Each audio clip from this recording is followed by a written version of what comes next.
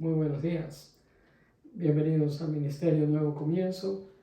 En este nuevo domingo que nos regala el Señor, por su gracia estamos aquí agradecidos de ustedes por abrirnos las puertas de sus hogares. Llegamos a ustedes con la exposición de la palabra de nuestro Dios y es un privilegio el poder hacerlo. Y que ustedes también agradecidos de que den estos minutos para exaltar el nombre de Dios a través de este mensaje. La palabra del Señor dice en el Salmo 66, pueblos todos bendigan a nuestro Dios, hagan oír la voz de su alabanza. Él ha protegido nuestra vida, ha evitado que resbalen nuestros pies.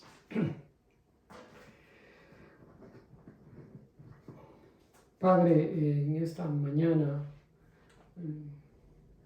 nos ponemos de acuerdo con esos versículos que acabamos de leer y tú eres el que ha sostenido nuestros pies en esta semana que termina y el que en su fidelidad y misericordia los sostendrá en esta nueva semana que empieza. Por lo tanto, reconocemos esta mañana tu poder, tu gracia, tu señorío, tu compasión y misericordia hacia nosotros. Y agradecemos el cuidado que tú tienes en nuestras vidas y de las vidas de todos nuestros seres queridos. Te alabamos, Padre, te bendecimos en Cristo Jesús. Amén. Amén. Bien, vamos a abra sus Biblias, por favor, en el Salmo 1. Ahí es donde vamos a estar, solamente 2 versículos. Es un mensaje corto de apenas 2 versículos y el título del mensaje usted lo tiene aquí en la pantalla. Ponga usted un bote de velas en el océano, en mar abierto, sin ninguna brújula, sin ningún GPS. Y no va a pasar mucho tiempo que el bote va a empezar a perder el sentido de dirección. La vida, en cierta manera, es parecida a ese velero, sin un mapa y sin ningún plan intencional de navegación. Es fácil desviarse del rumbo correcto.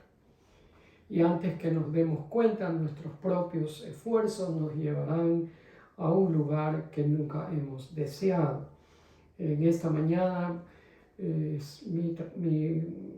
mi trabajo va a ser el traerles a ustedes una aplicación relevante de estos 2 versículos del Salmo 1. Permítame leerlos para que entremos en materia inmediatamente. El Salmo 1, versículos 1 y 2 dice: bienaventurado el hombre que no anda según el consejo de los impíos, ni se detiene en el camino de los pecadores, ni se sienta en la silla de los burladores, sino que se deleita en la ley del Señor, meditando en ella día y noche. El Salmo 1, en pocas palabras, nos presenta 2 caminos: el camino del justo y el camino del malvado, y ambos se contrastan. Mediante el hecho de resaltar las bendiciones de la ley del Señor, el escritor de este salmo nos anima a nosotros los creyentes a deleitarnos, a tener placer, a apreciar la palabra de Dios y a meditar en ella.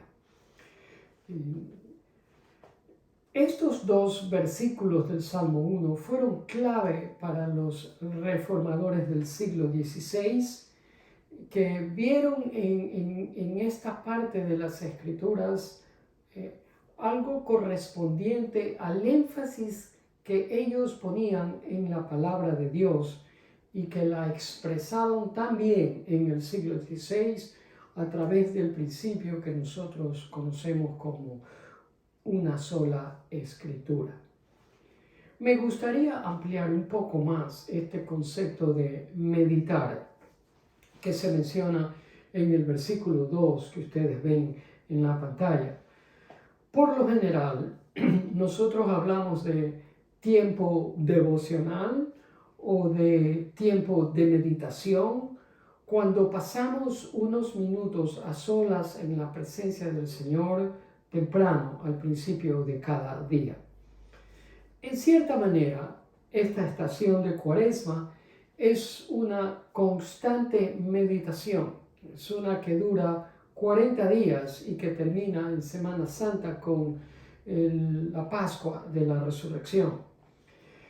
Usted igualmente podría empezar su día con una práctica de un momento de meditación con Dios temprano en la mañana, pero la intención de este mensaje, la idea que tengo en mente, es que esa práctica que usted está haciendo de unos minutos pasar a solas en la presencia del Señor y un tiempo devocional sea una práctica no solamente limitada a ese momento específico de temprano en la mañana de cada día, sino que sea una práctica continua a lo largo del día. Y no solamente que termine al final de la Cuaresma con el domingo de resurrección, sino que continúe mucho más allá hasta que llegue a ser en nosotros un verdadero estilo de vida. Quizás esto suene un poco abrumador para usted, ya que no está acostumbrado a hacerlo de esa manera, pero véalo de la siguiente manera. El camino a la gloriosa mañana de resurrección, el día con el cual termina la Semana Santa, adquiere más relevancia, más significado, más importancia cuando usted y yo estamos continuamente enfocados en el Señor Jesucristo, enfocados en Jesús. Como dije al principio, hace un momento, el Salmo 1 presenta al lector, a nosotros que lo leemos, los dos caminos de la vida y sus respectivas consecuencias. Y lo hace de una manera clara, de tal manera que lo entendemos muy bien. No nos queda duda de qué es lo que el salmista quiere decir. ¿Y qué es lo que quiere decir? Pues que el justo va a ser bendecido y que el malvado va a recibir su merecido castigo. La situación es que aun a pesar de que las condiciones terrenales de nosotros los creyentes no siempre van a reflejar las bendiciones de Dios, y aunque la realidad que el pecado todavía existe en nuestras vidas porque tenemos una naturaleza pecaminosa, por la gracia de Dios y la fe en Jesucristo, nosotros los creyentes tenemos la capacidad para deleitarnos en la palabra de Dios y aún así seguir el camino que Él nos ha marcado en la vida para nosotros. Por la gracia de Dios podemos hacer eso. Ahora, como les dije, tenemos ante nosotros dos estilos de vida, una del justo y otra del malvado. Y usted se pregunta, ¿pero quién es el justo? Bueno, en el Salmo 1 empieza diciendo, bienaventurado el hombre, y continúa. Esta palabra que usted ve ahí, bienaventurado, conlleva la idea de alguien que es feliz, alguien que tiene contentamiento. La palabra en sí es un derivado de otra palabra hebrea cuya raíz etimológica significa ser recto, ser justo o hacer lo que es correcto. Por lo tanto, en otras palabras, el hombre bienaventurado o la mujer bienaventurada es un hombre justo o es una mujer justa, feliz y llena de contentamiento delante de Dios. Así que el equivalente de la palabra justo es esa misma, bienaventurado, uno que es aprobado por Dios. Observe que el versículo no dice bienaventurado el rey o bienaventurado el que tiene mucho dinero o el que tiene una excelente educación o el que es inteligente. No dice eso. Aquí dice que esta bendición está disponible para cualquiera, para el pobre, para el olvidado, para el que es hecho a un lado, está disponible para usted, está disponible para mí, como también para personajes que han hecho una historia relevante en la humanidad también. Pero, ¿quién es ese bienaventurado en realidad? Pues el resto del versículo 1 lo explica. Dice, bienaventurado es uno que no anda, que no se detiene y que no se sienta. Es decir, que hay cosas que el hombre bienaventurado no va a hacer y están aquí. El bienaventurado es diferente al hombre mundano, al hombre que no piensa en Dios, que no repara en Dios. Y es diferente de tres maneras. En su manera de pensar, eso es andar. En su manera de comportarse, eso es detenerse. Porque cuando uno, fíjense el progreso de la maldad. Uno anda en movimiento, luego se detiene, observa y participa.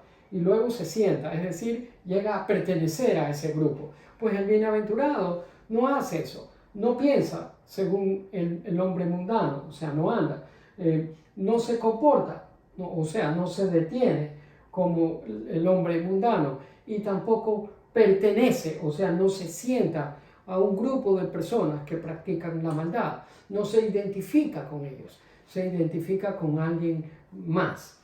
Espero que me esté haciendo entender. Ahora, pero tal vez la pregunta es, entonces, ¿qué es lo que hace la diferencia en la vida del bienaventurado?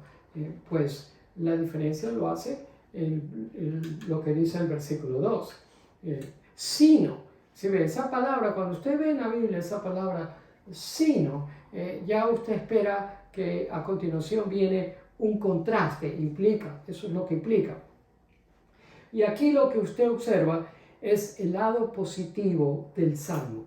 Esta es la manera, lo que usted lee aquí, es la manera como usted y yo podemos experimentar una vida de bendición tras bendición tras bendición.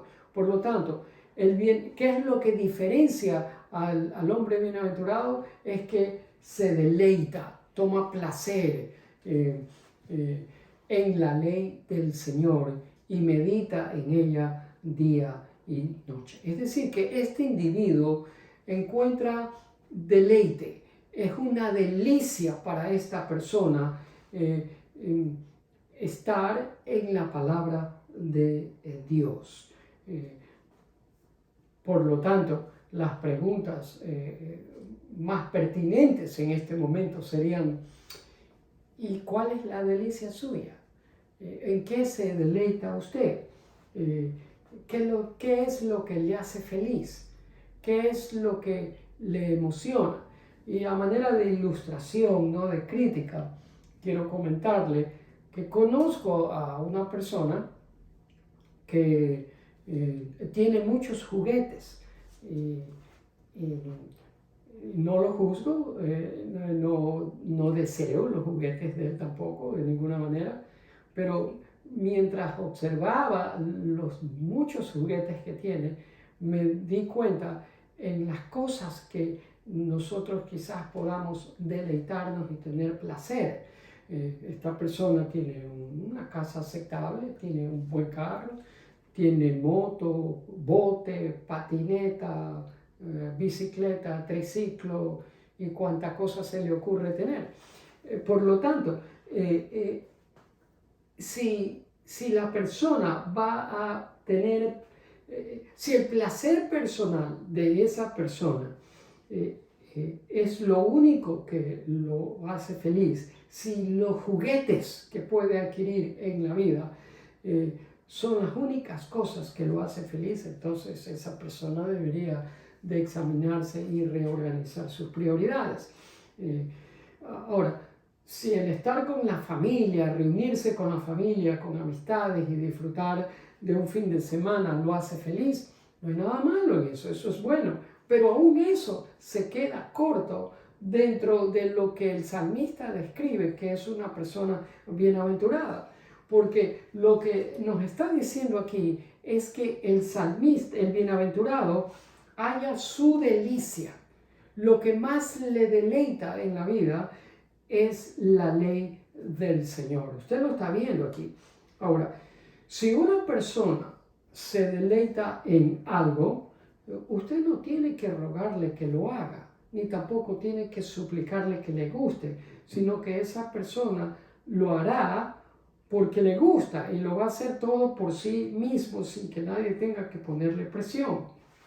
Por lo tanto, el deleitarnos en algo es una buena manera de ver lo que es importante para nosotros.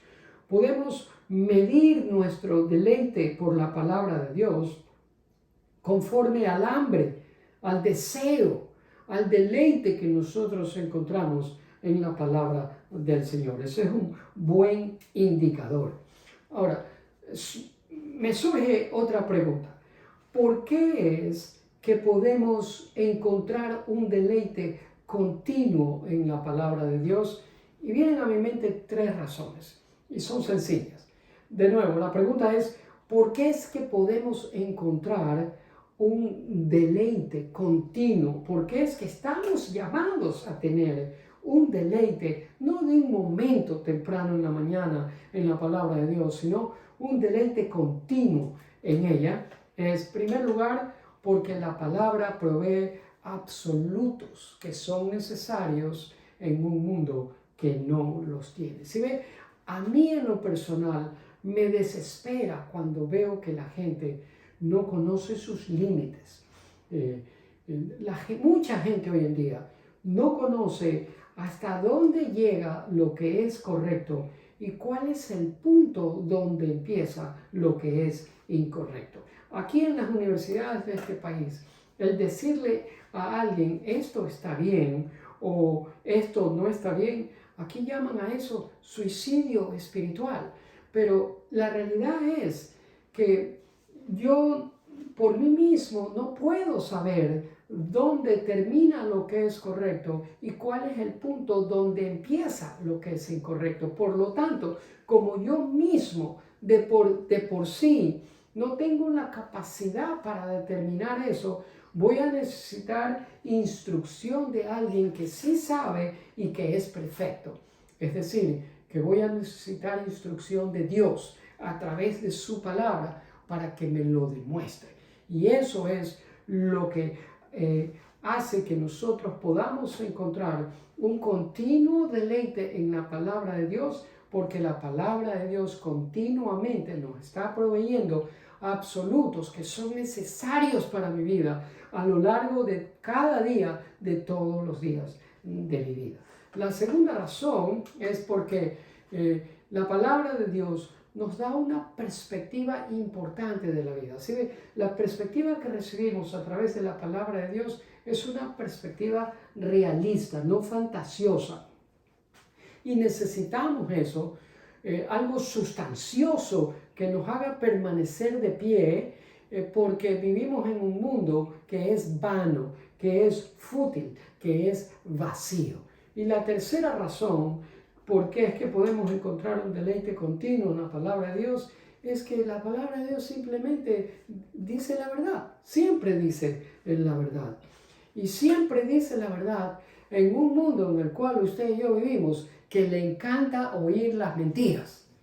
Me da pena decirlo, pero vivimos en un mundo que se deleita en la desinformación, en las especulaciones y en las mentiras que se publican constantemente, y eso es lo que a la mayoría de la gente le gusta creer. Pero la palabra de Dios simplemente nos dice la verdad y lo dice siempre tal y como es y sin ningún rodeo.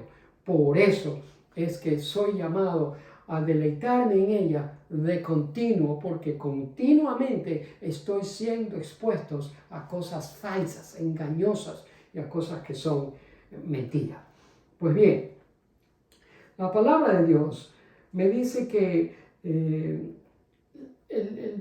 la persona bienaventurada es alguien que medita en la palabra de Dios y lo hace de día y de noche. Usted lo leyó, de día y de noche. Ahora, no significa esto que usted pase cada momento de su vida, cada momento del día que usted está despierto, metido en la palabra de Dios. Encontramos deleite en la palabra de Dios y como resultado de ese deleite vamos a meditar en la palabra de Dios a la cual estamos siendo expuestos día y noche.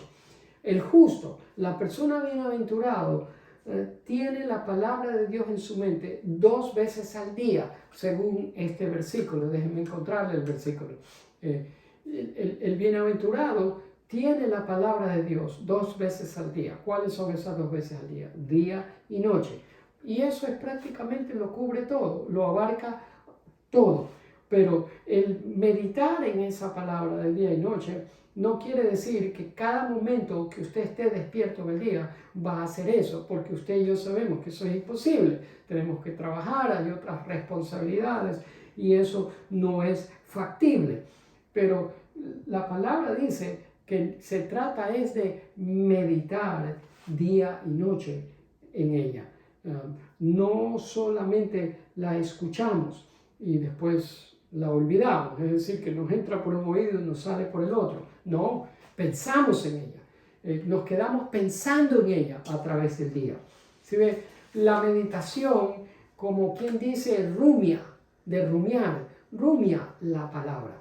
Es decir, rumiar quiere decir que la mastica lentamente, y así como la mastica lentamente, la digiere lentamente, es decir, saca el mayor provecho, el mayor beneficio de los nutrientes cuando usted lo hace de esa manera. ¿Sí? Mucha gente lo que hace es leer un texto, un pasaje, pero no medita, no rumia, no lo mastica, no lo digiere, no extrae los elementos nutritivos de ello.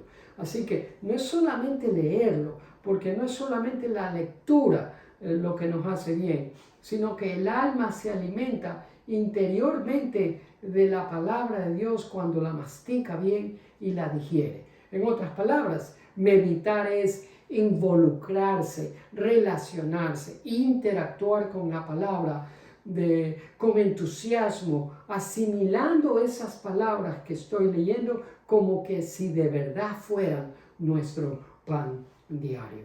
¿Sí?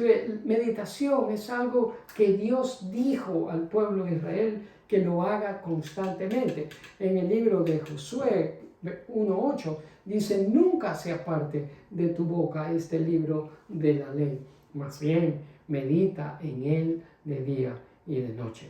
Ahora, la palabra hebrea que nosotros vimos en Josué, en el versículo que le acabo de citar, y la palabra hebrea para meditar, que vimos ahora en el Salmo 1, versículo 2, que dice meditar, se la usa en un par de versículos en el libro de Isaías.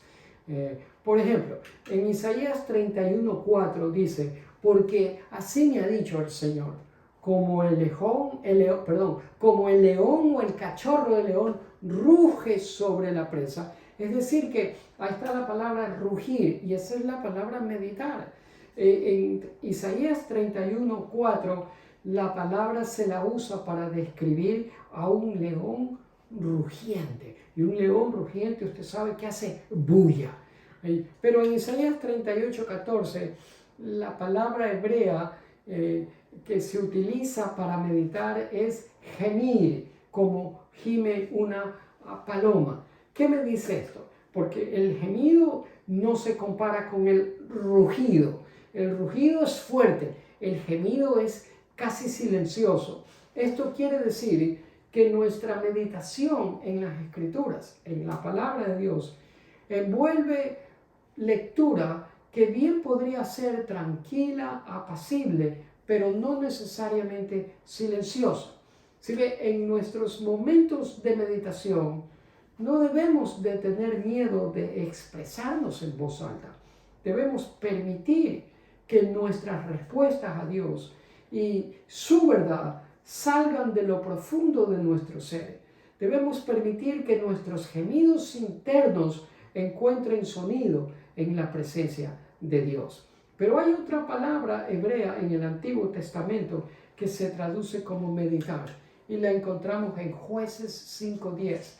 Esta es Débora. Débora dice: los que cabalgan sobre asnas blancas, los que se sientan sobre tapices y los que van por el camino, consideren. Y esta palabra considerar significa también meditar, pero se refiere más bien a una actitud mental. Débora está pidiendo a la gente de entonces que detengan el bullicio de las actividades de las vidas de ellos. Y es como que les está diciendo, mediten, consideren, piensen en las grandes cosas que Dios ha hecho por ustedes. Y quizás este consejo de Débora es el mejor consejo para nosotros en el mundo acelerado en el cual nosotros vivimos. Pero no importa si rugimos, gemimos o reflexionamos mentalmente. El asunto es que en cualquier momento del día, usted y yo podemos detener la marcha un momento y poner especial atención a lo que Dios está haciendo con nuestras vidas. Durante esta estación de Cuaresma, considere, mis queridos amigos, nuevos métodos para su tiempo devocional. Y empiece siempre pausando. Eso es el primer paso, porque si usted no pausa, si usted no se detiene, entonces usted nunca puede meditar, porque el meditar no se lo hace deprisa, no es al andar, usted tiene que detenerse, usted tiene que pausar. Por lo tanto, cualquier nuevo método que usted vaya a utilizar para meditar en las Escrituras, en la palabra de Dios, acuérdese que el primer paso siempre va a ser el pausar. Y el pausar implica que usted se libere de la esclavitud del urgente, de algo que pide a gritos su atención, cuando en realidad bien puede esperar, porque hay cosas más importantes que hacer en ese momento, como el de meditar en las Escrituras. Permítase usted mismo envolverse emocionalmente con las palabras de las Escrituras. Hable en voz alta sus pensamientos, sus respuestas. Deje que sus verdaderos sentimientos salgan, y quizás salgan en rugidos, en gemidos, o simplemente en un imperceptible murmullo como el de la paloma. El asunto es que cualquier manera que usted utilice, sea la una, la otra o la otra, lo más importante es que usted lo haga. Eso es lo que importa. Incline su rostro para orar. Padre, venimos a ti con un breve murmullo y 2 oídos atentos para escucharte. Ayúdanos a meditar en las palabras tuyas que tú tienes específicamente para nosotros. Ayúdanos a tener hambre por tu palabra. Ayúdanos a considerar lo que leemos cuando tomamos y abrimos tu palabra. Que tu Espíritu Santo nos dé la capacidad primero de entender, luego de recordar y finalmente de aplicar, de tal manera que nosotros podamos ser maestros de esas referencias bíblicas que tú nos estás mostrando en un momento de un día en particular. Y Dios, ayúdanos a que esta práctica de meditar en tu palabra sea de continuo a lo largo del día y de continuo a través de nuestra vida, y que la empecemos a desarrollar ahora que estamos en estos momentos de Cuaresma preparándonos para tu gloriosa resurrección. Mi Dios bendito, ponga en nosotros ese entusiasmo, ese deleite, ese placer por las promesas que tú nos das en las Escrituras. Y ayúdanos a perseverar en ellas. Ayúdanos a hacerlas nuestras, a creerlas, a vivirlas, porque tu palabra dice que todo lo que está ahí escrito y todas esas promesas son amén y amén en Jesucristo. Gracias por tu cuidado tierno y amoroso que tuviste de nuestras vidas en este mes que acaba de terminar. Empieza un nuevo mes, nuestras vidas continúan, tú sigues siendo el mismo. Nosotros volubles, cambiables, inclinados a hacer lo malo, te pedimos que sustentes nuestros pasos en tus caminos para que nuestros pies no resbalen. Te pido que nos ayudes a mantener nuestros ojos enfocados en ti. Te pido que camines con nosotros y que siempre nos protejan tu amor y tu verdad. Bendigo a cada persona que se pone de acuerdo con lo que estoy diciendo y declaro palabras de vida, de sanidad, de protección para cada persona que lo cree, porque para el que cree todo lo es posible. Bendecimos a nuestras esposas, esposos, hijos, hijas, y a nuestros nietos, y a nuestra familia extendida y amistades. Pedimos que nos cubras tanto a nosotros como a ellos con la sangre de Jesucristo y que nos permitas tener una semana de contentamiento, de felicidad y de bendición tras bendición, y que lleguemos a ser esa clase de varón o de dama bienaventurados porque nos deleitamos en las promesas tuyas. Recibe toda gloria, alabanza y honor, Padre amado. Bendito y alabado sea tu nombre. En Cristo Jesús te damos gracias. Amén, amén y amén. Gracias por haber estado con nosotros. Gracias por compartir este enlace para que otras personas puedan escuchar también el mensaje de la palabra de Dios. Y como todo lo hacemos por gracia, confiamos que por la gracia de Dios estaremos aquí el próximo domingo otra vez. Hasta entonces, mi esposo y yo les deseamos una semana de bendición tras bendición tras bendición.